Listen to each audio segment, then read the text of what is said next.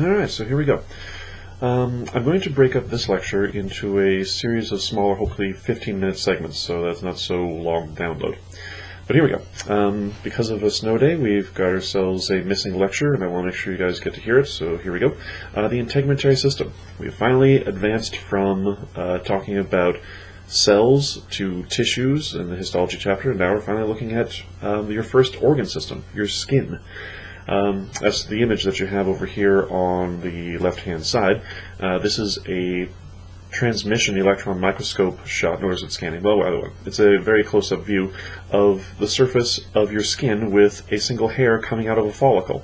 And here you see the layers of dead cells that are helping to form the tube, the follicle that the hair is coming out of. You can even see the sort of scaly nature of the hair itself. But skin, hair, and nails are all part of your integumentary system. The skin, of course, is the largest portion of it, and let's see, here we go.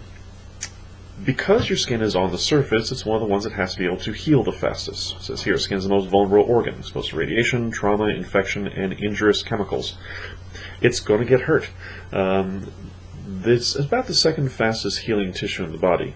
Fastest is, I believe, your liver, and then actually probably it's a toss-up between the inside of your mouth and your skin is what heals the fastest. And the reason it can heal so quickly is because it has this rapidly reproducing tissue that starts from deeper layers and then works its way towards the surface.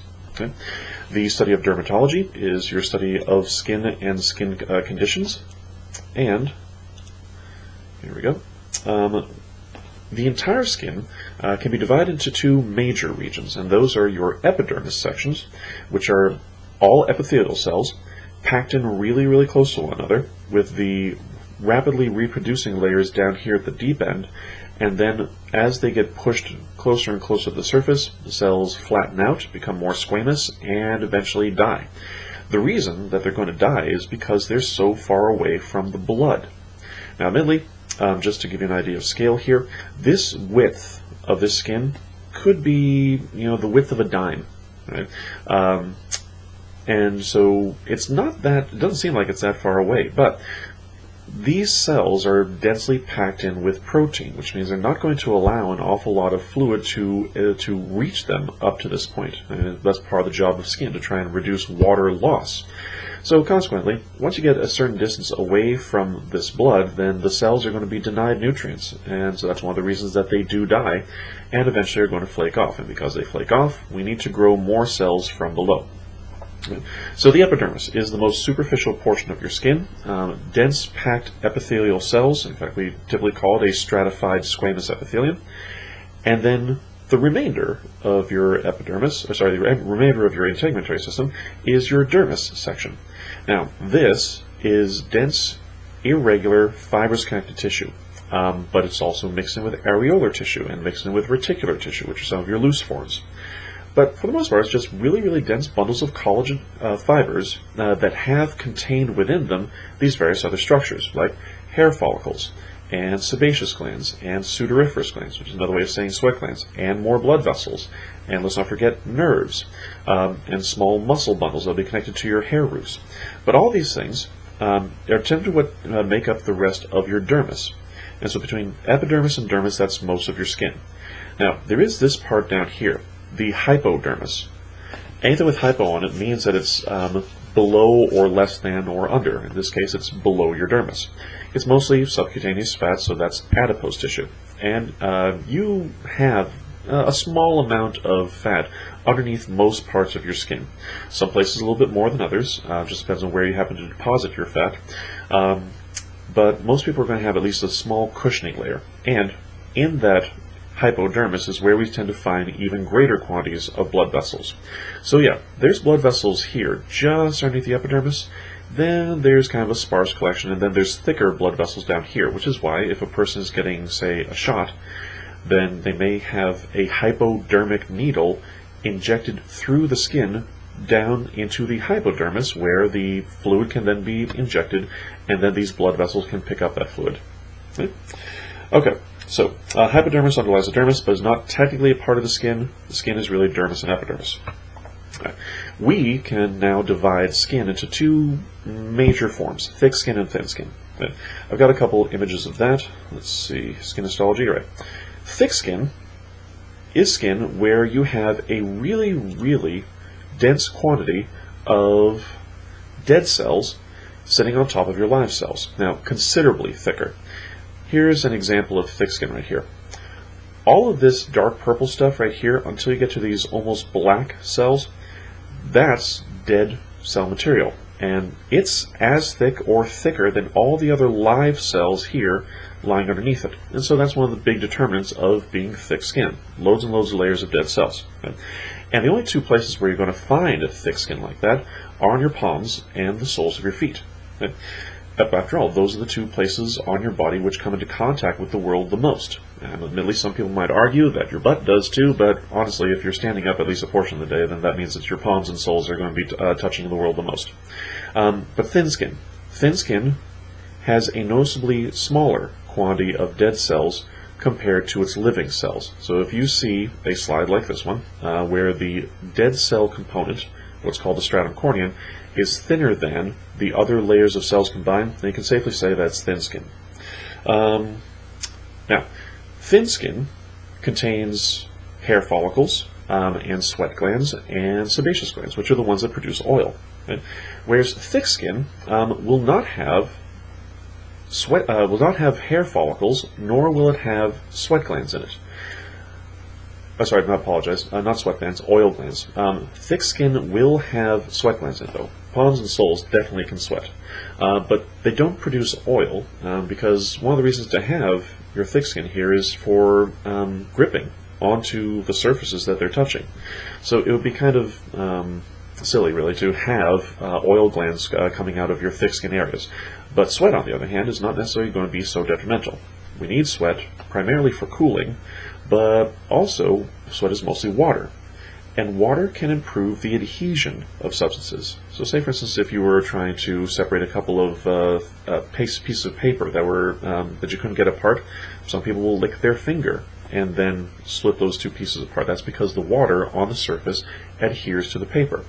So our sweat that comes out of our palms and soles, yeah, occasionally it can make things slippery if it's there in excess, but a little bit of sweat is not so bad. Plus, we do need it for the cooling. After all, if you've got all this extra dead layer of tissue on the surface of your skin, then it's probably going to retain heat a little bit better. So it makes sense that you should have some cooling sweat on these surfaces as well. Alright, so thick skin. No hair, no oil glands, but it does have sweat glands, and thick skin will not have hair on it. Right? Thin skin, however, can have all of those things. Thin skin can have hair follicles, like these, right? And associated with those hair follicles are oil glands, called sebaceous glands, and sweat glands will also be running through thin skin. Okay, so let's talk about what your skin is good for. For that, back up to here. Okay, functions of your skin. First, resistance to trauma and infection. It's not proof against injury. I mean, obviously, if you get an impact into your tissue, into your skin, then there's going to be damage done if it's hard enough. That's why we get bruises and so forth. But it's resistant to it.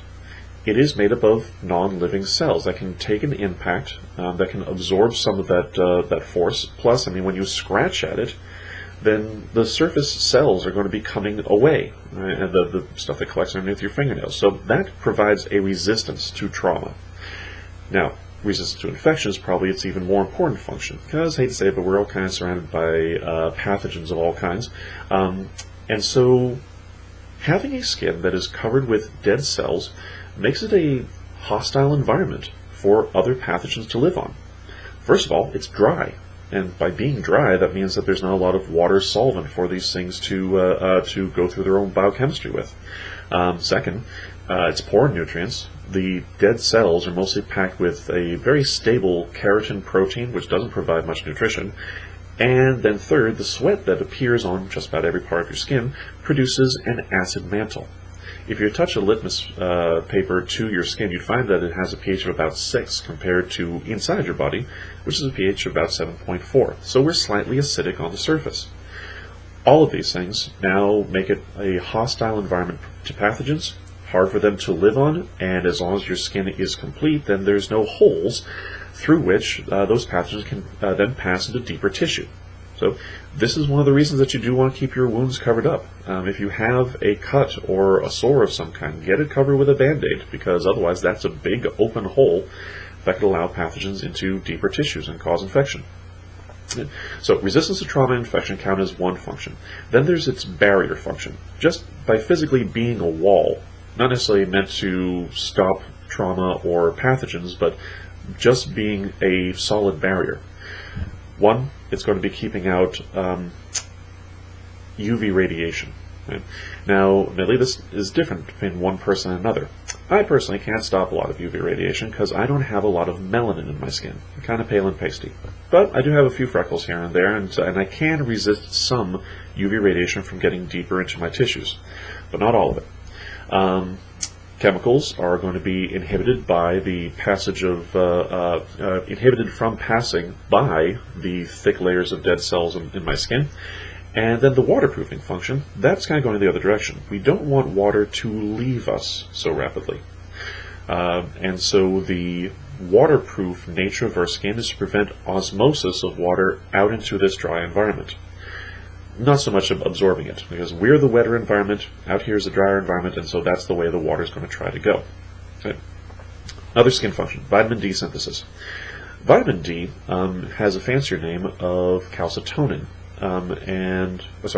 calcitriol. And this is a hormone that, when released into your bloodstream, tells your gut to absorb more calcium from the food that you've eaten. It tells your kidneys not to release as much calcium out into your urine, and it even encourages some calcium to be worn away from your bones. So the end result of all this is that your blood calcium rises when you've got vitamin D in your system, and your skin is a big part of this. Vitamin D, or calcitriol, starts off as a cholesterol molecule, which then has to be bent and reshaped in order to have the right shape for the hormonal job I was describing. And so your skin is the first place where we adjust cholesterol molecules by exposing them to ultraviolet radiation. So this kind of makes up a paradoxical concept. We don't want UV radiation to come from the sun and do damage to our cells, but we need it in order to make successful functional vitamin D. So here's where the balance comes in. We need some UV radiation every single day. We need some exposure, and so that we can synthesize our own vitamin D. Right? You can get it from nutritional supplements and so forth, but you can make it yourself just so long as you're exposed to, for the most part, sunlight. I believe only about 15 to 20 minutes a day is all you need in order to make the vitamin D that you need on a regular daily basis.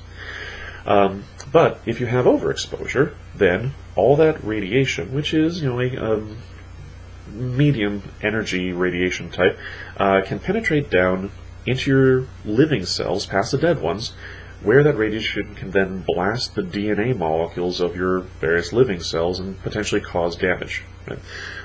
So in order to inhibit too much UV radiation exposure, we grow the pigment called melanin. Melanin is then there to absorb the vitamin D, but not completely stop it. We won't be able to stop it anyway, because it's radiation particles. They're tiny. They're very, very common. You'd have to surround yourself in lead, basically, or let's just say SPF 50, in order to stop UV radiation from getting in. But in any case, once UV radiation gets in, then you've got some vitamin D synthesis. And of course, the molecule isn't done once you've bent that cholesterol molecule in your skin. It has to go other places, particularly the liver and kidneys, until finally it takes on the right shape. But skin exposure to sun is a vital part of your vitamin D synthesis. There's another reason why we've got skin to do that function. All right, next one, sensation. Your skin feels. It feels touch, temperature, and pain. And admittedly, touch is a much more complex sensation than that. We actually have receptors for tickle and vibration, and light pressure and heavy pressure and texture. So sensation is kind of a catch-all term, just means your skin feels. But it's enormous. It's the biggest receptor organ that you've got. You can feel touch, temperature, and pain from any part of your skin, from your ears to your nose to the back of your knee. Okay? And we'll talk more about that when we get to the sensory organs. But then next, skin function, thermoregulation. It helps to regulate how much heat you keep within the body and how much you're allowing to leave. Right? First of all, it can feel the temperature because of the thermoreceptors. Anything with thermo on it means it has to do with temperature. But now, because it can tell temperature, it can tell the difference between outside temperature and inside. And so you make sort of a comparison between those two. You feel cold when your skin goes below a certain threshold. You feel hot when the skin goes above a certain threshold.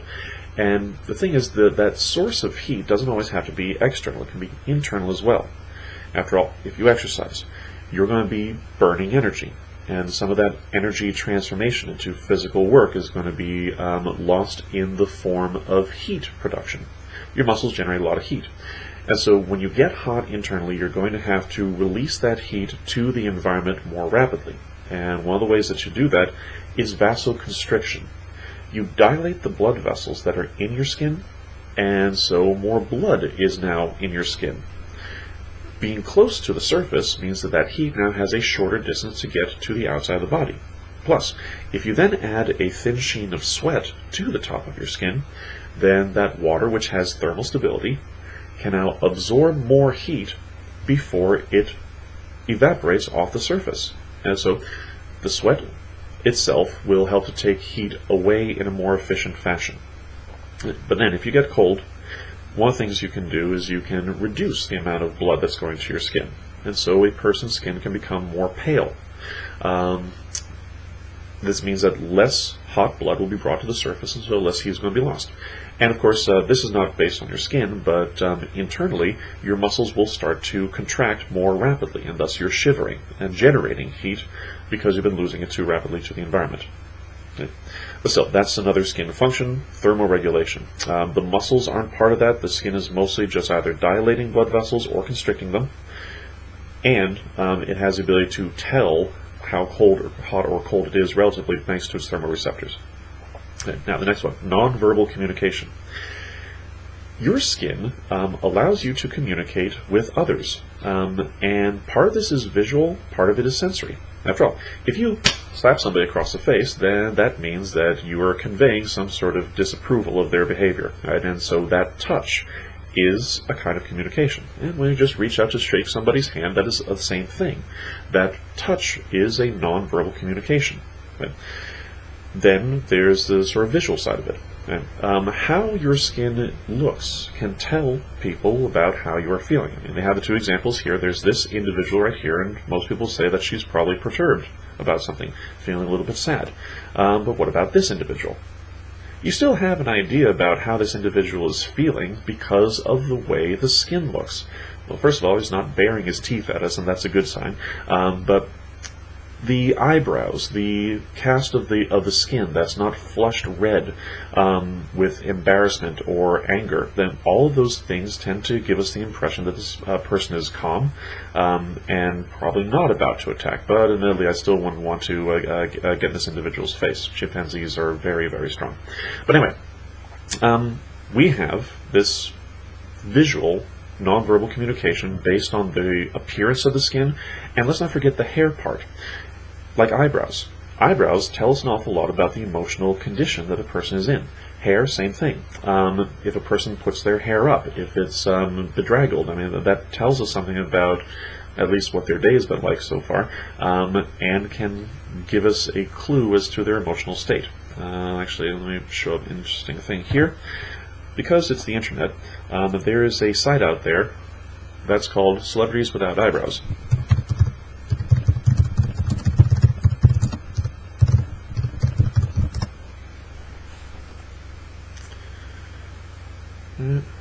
Here we go.